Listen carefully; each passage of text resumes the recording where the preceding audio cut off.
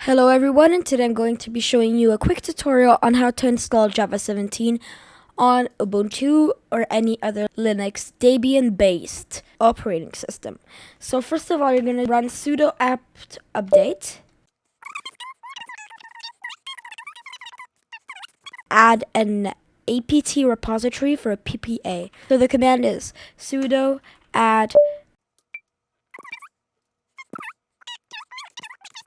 click enter on that, and then it's going to ask you for a confirmation, and you're going to have to click enter again.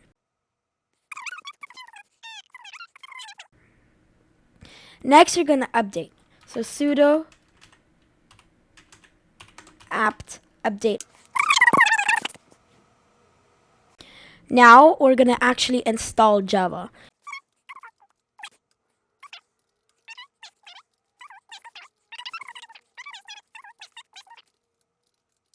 This is the very simple command you have to run. As you can see, I already have it. You can see that here you have Java 17 shell and a console.